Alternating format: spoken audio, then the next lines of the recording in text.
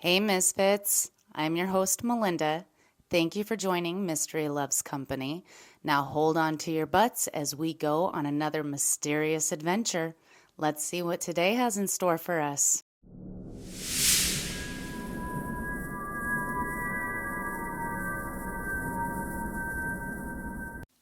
I have spent an hour trying to find the right outfit for tonight. I start doing my makeup and everything is looking the way I want it to. Damn it! I stabbed myself in the eye with mascara. Of course I did. Let's mess up all of my artistic abilities because I'm a klutz. I take a Q-tip, clean up the black mess under my eye, and now my makeup is pristine. My hair is done to perfection with long beach wave curls.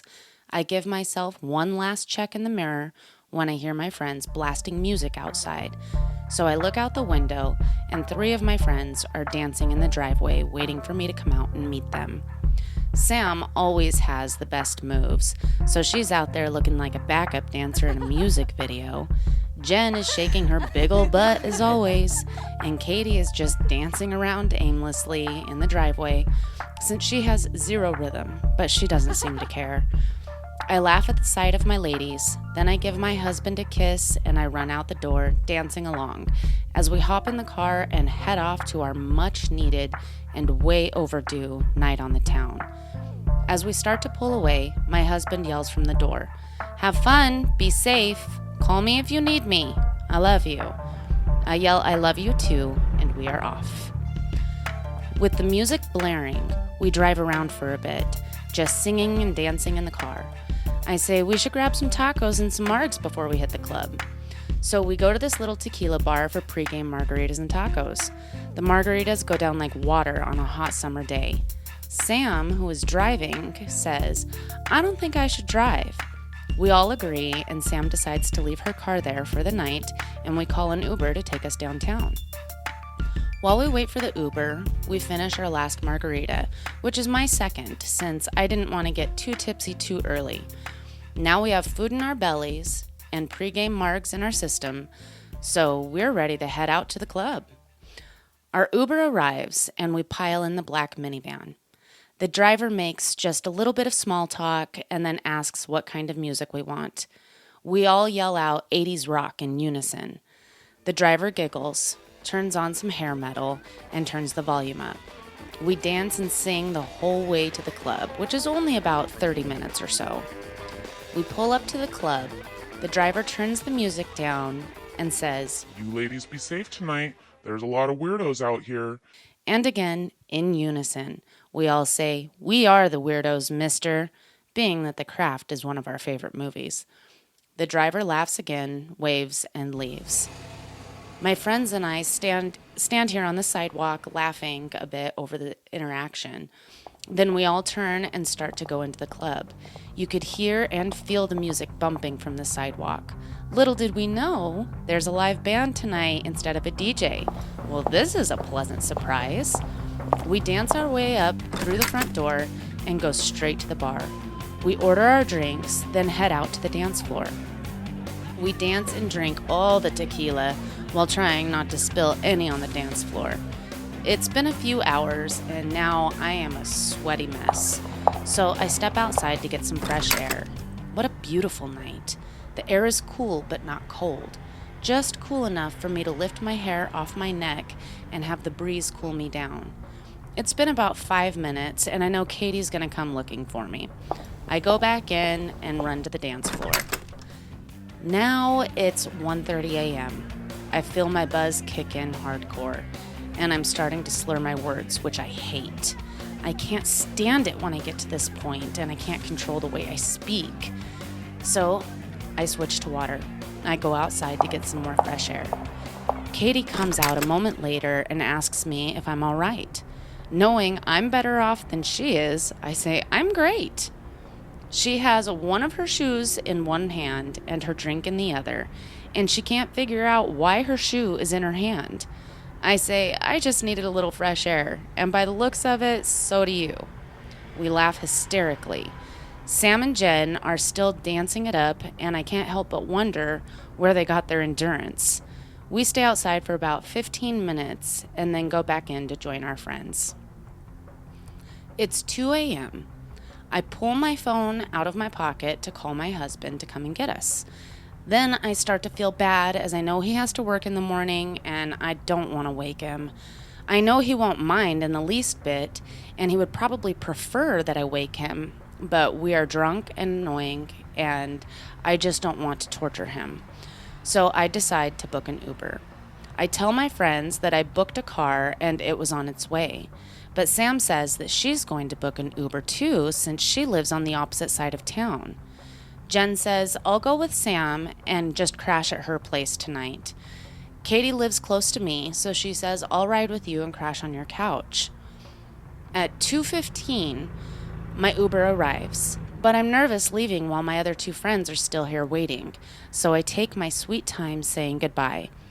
I ask the driver to give me just a moment. She nods in agreement. Oh, good. Sam's Uber is here now. We all jump in our Ubers and leave the club. I try to make a little small talk with the driver, but she seems like she really doesn't have a personality, or she hates her job, or I'm a drunk and annoying idiot. Probably the latter of the three. So I stop trying to make small talk with her, and I turn my attention to Katie. She is a hot mess. I'm trying to make her drink little bits of water so she hates herself a little bit less in the morning. Dang, it seems like we've been driving for a while. I look out the window to try to figure out where we are, and I am not fully recognizing the area. At some point, we had gotten off the highway. I asked the driver, where are we? And she says she is going to my house. I ask her, why did we get off the highway? She says the GPS directed her off because of an accident which was closing the road. Okay, I'm satisfied with her response. I turn to look at Katie and I chuckle when I see she is passed out with her mouth hanging wide open. I turn my attention to my phone while shaking my head. I scroll through Facebook and Instagram for a while. I start thinking about my husband. I wonder if he's awake, waiting for my call. Gosh, I sure hope not. I send him a quick text and say, hey, babe, I know it's late, but I wanted to let you know I'm on my way home. There was a wreck on the highway and it's closed, so we had to hop off and take back roads. I didn't call you to pick me up because I didn't want to wake you, so I got an Uber. Don't worry, it's a female driver and I have Katie with me. I leave out the part where Katie's passed out and completely inebriated and couldn't fight her way out of a wet paper bag. I go back to social media and start watching videos to pass the time. Since the music that the driver is playing is some sort of hellish elevator music, I sit here and think, how the hell does she stay awake driving this late while listening to this shit? This is the music that is made to put your ass to sleep. I look at the time and notice it's 3 a.m. I look out the window thinking that we have to be almost to my house, but nothing looks familiar. I'm looking for road signs or landmarks or something to tell me where I am, but I'm not seeing anything. I wait a few minutes and I start to become a little antsy, and I ask the driver, where exactly are we? She doesn't respond, as if she didn't hear me. So I say, excuse me. Still no response. I get agitated and demand, excuse me, ma'am. She turns and says, oh, I'm sorry, were you talking to me? I said, yes, where are we? And she says, almost there. I just need to make one more turn and then we'll be back on the main road. I immediately don't believe her, and the pit in my stomach tells me something is wrong. I lean over to wake my friend Katie, and my phone buzzes. I look down and it's a text from my husband. My husband says, babe, I need you to stay calm. There was no wreck on the freeway. I am sure you don't know where you are, but I do. You are 50 miles out of town. I am in the car, and I have already called the police. Remain calm. Remember all the self-defense that I taught you, and fight, my love. I am coming. Immediately, I am thankful I wore my Doc Marten combat boots out tonight instead of heels. I quickly wake Katie, and I put my finger over my mouth, gesturing for her to be quiet. She looks out the window and utters some form of "Where are we?" So I squeeze her hand and stare intently at her. I watch her immediately become sober. I motion to her shoes, so she unbuckles her ankle straps and takes them off as she is wearing strappy heels that isn't going to be good for anyone.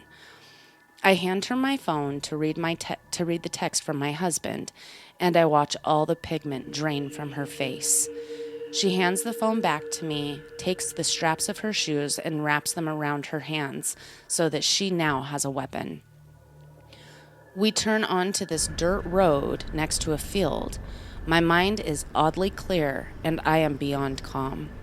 We drive for just a short while when we slow to a stop on the side of the road. I try to open the door, but I can't. Damn it!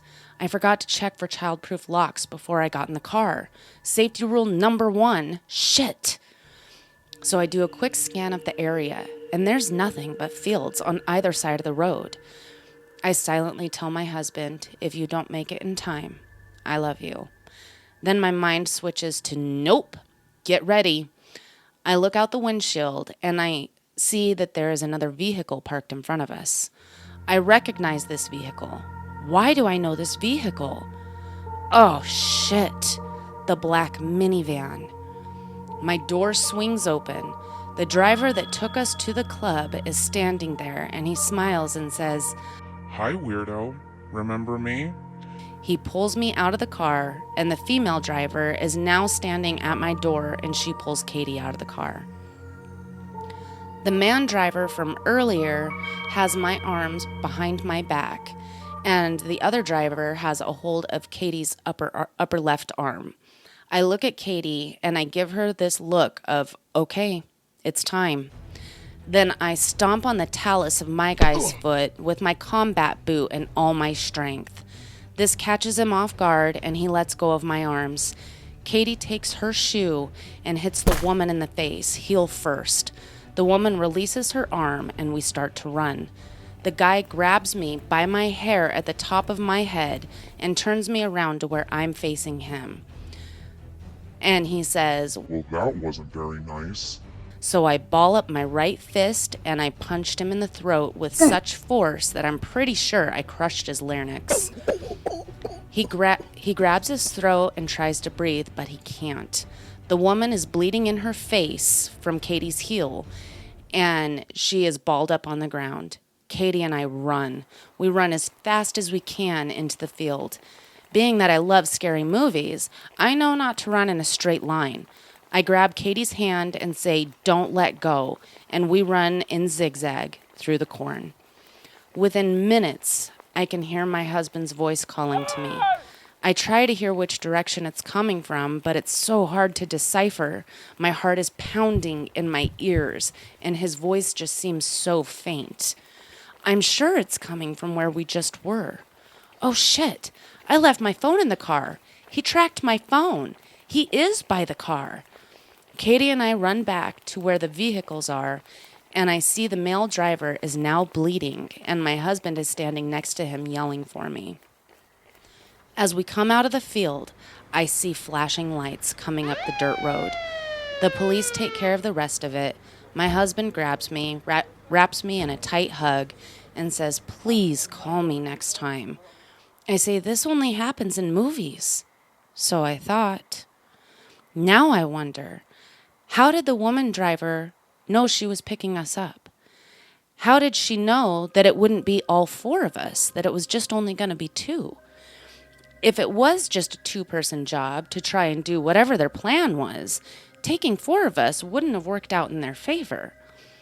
Was it just a coincidence that it was us that got in the car? Were they just willing to grab any unfortunate soul that hopped in? What was their plan for us? Were they going to traffic us? Were they just a two-man team that was going to kidnap us and hold us for ransom? Were they a torture and killer duo? What was their plan? I will never know the answers to these questions. Be careful out there, my friends. Remember safety tips. Share your location with your loved ones. Don't take an Uber alone if possible. Make sure you know some sort of self-defense. Use what you can as a weapon. Pay attention to your surroundings.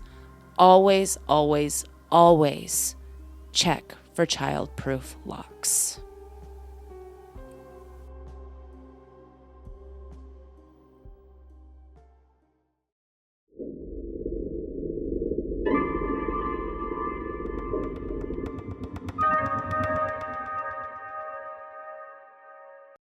It was a dark and stormy night, the first thunderstorm of the year.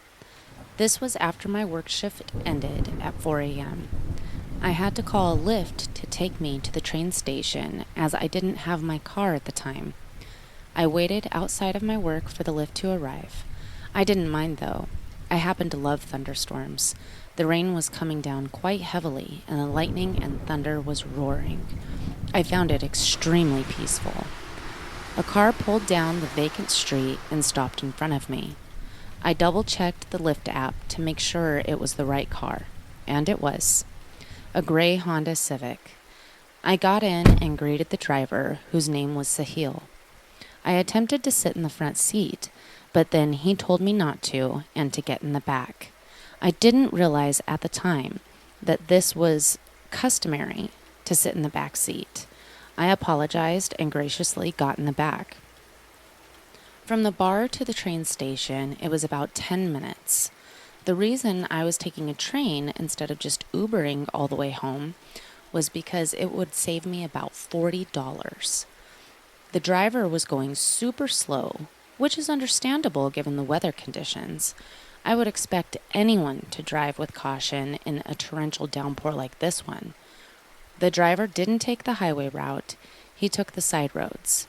But I wasn't concerned with missing my train as I had plenty of time before my train left. We drove down the dark and winding side roads for a while. I was really just enjoying the scenery, and with the car being so quiet, I could hear the storm perfectly. My concern didn't kick in until the driver muttered something under his breath and pulled the car to the side of the road. I looked forward to see why, and I see a man out in the pouring rain, standing in the middle of the road, waving his hands in the air. I was going to ask the driver if he was stopping to pick him up, but for some reason, I didn't use my words. I just observed. Then the man on the street climbed in the back seat next to me, soaking wet. He left his black hood on while in the car. I scooted all the way over to the left, so I was essentially hugging my door. I kept waiting for the man and the driver to speak to each other, exchange words of some sort, waiting to hear the driver ask if everything was okay, where did he need to go, or even for the guy to say why he was standing out in the storm in the middle of nowhere. But nope, no words were exchanged. Did they know each other?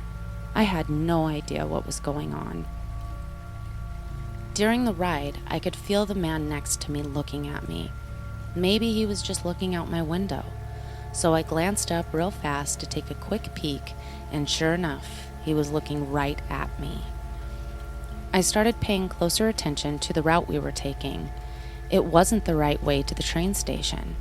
I tried to sneak a peek at the driver's phone screen to see if maybe he was being taken down an incorrect route by his GPS. But his phone was in his lap and not mounted to the dashboard like most Lyft drivers.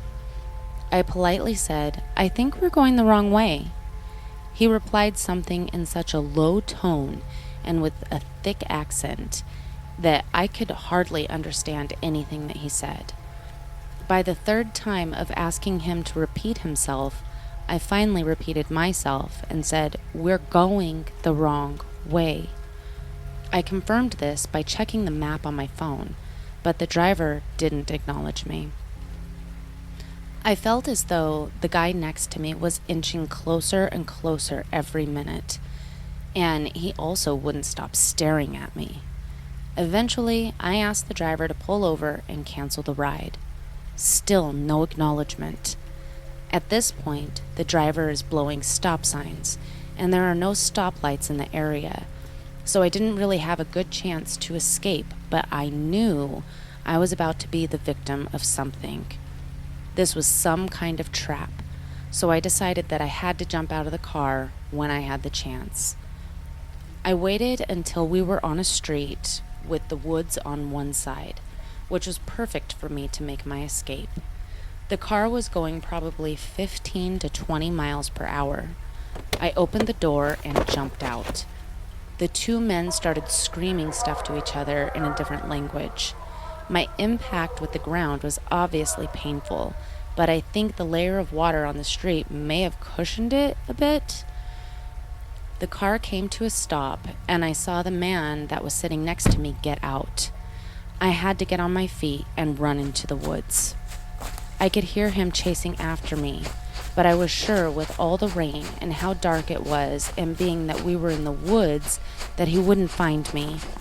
I heard him yell something at the driver in what sounded like Russian. He ran after me for a little while and started searching around trees and shrubbery. The sound of the heavy rain and thunder masked any noises that I was making, including my heavy breathing. After what felt like an eternity, he finally gave up and went back to the car. The car drove off. I stayed in my hiding spot for a while longer. Then I called an Uber instead of Lyft this time to get me to the train station. The Uber didn't take too long to get to me, and I arrived safely at the train station. While I was on the train, I went ahead and filed an online police report, then contacted Lyft and reported the driver. The next day I went to the police station and reported the whole incident. And get this, there was a gray Honda Civic reported stolen just the night before. I gave them every last detail I could remember. I left the police station contemplating my life and just how narrowly I may have escaped with it. Thanks for joining, Misfits. Don't forget to like, share, and subscribe. After all, mystery loves company.